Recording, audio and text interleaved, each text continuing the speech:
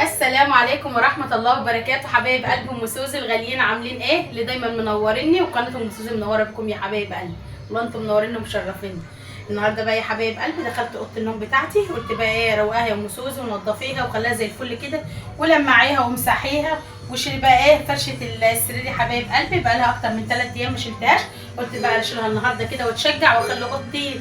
انتوا عارفين بقى احنا في الصيف بحب ايه بالنظافه يا حبايب قلبي، وبحب بقى ايه ترويق على طول، وحاجه تكون نظيفه وارضيه نظيفه، عشان كده ايه تبقى راحه نفسيه كده يا حبايب قلبي. نوروني كده وشرفوني، ما تنسوش بقى باللايك والاشتراك في القناه يا جماعه. طبق بقى الدفايه بتاعتي كده.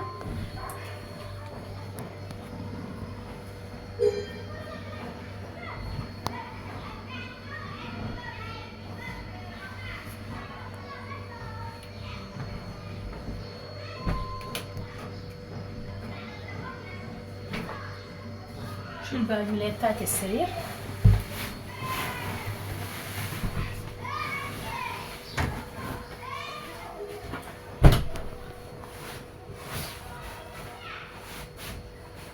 على الغسيل على طول يا حبايبي.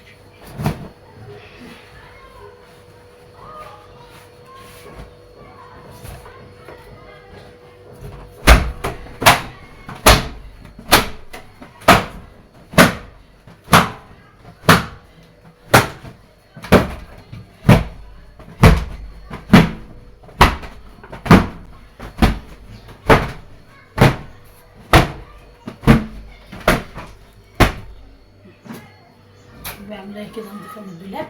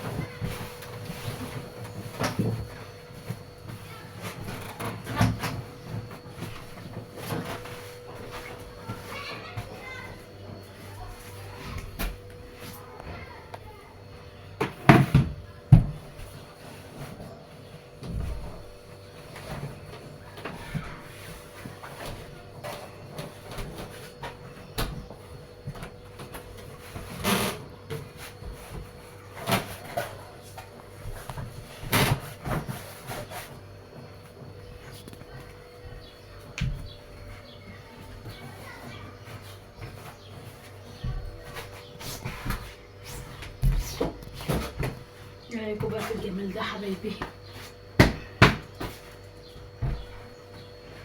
لكن بقى الوشاش بتاعت المخدات.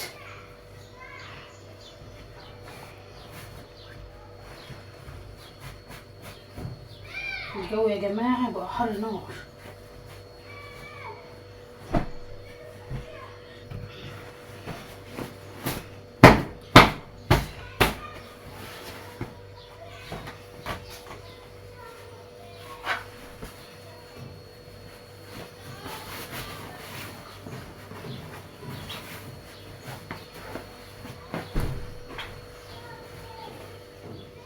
الوش ده ضيق شويه، يعني ايه تركبه كده هو يحسن.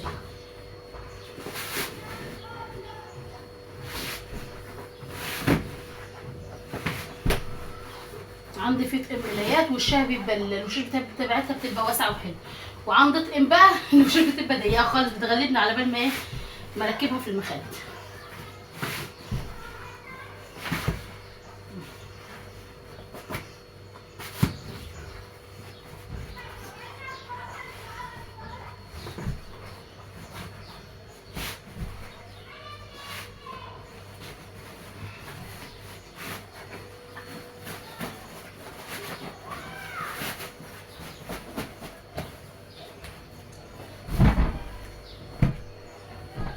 يكون في الجمال ده.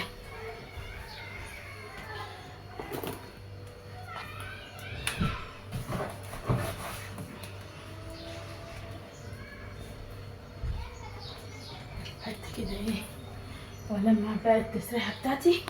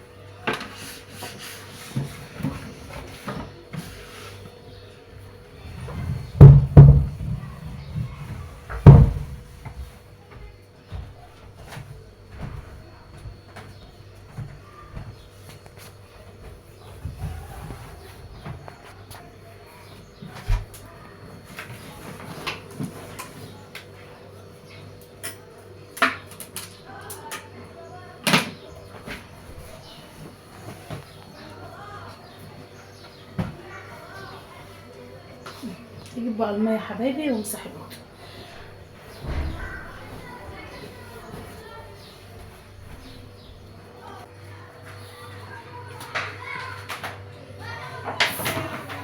احط بقى شويه كلور كده يا حبايبي،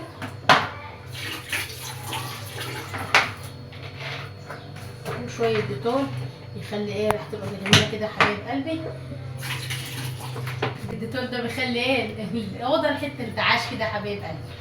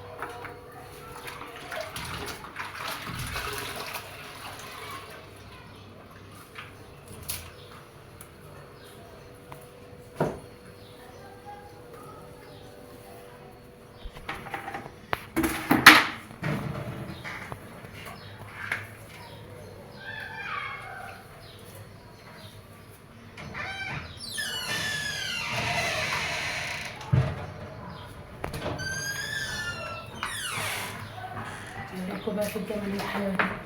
رايكم في الاوضه خليتها زي الفل يا حبيب قلبي؟ روقتها، مسحناها ولمعناها وغيرنا الفشه بتاعتها وخليناها فله يا حبايب قلبي زي ما انتم شايفين كده. وكده اكون خلصت الروتين بتاعي. متنسوش بقى باللايك والاشتراك في القناه. يلا سلام يا حبايبي.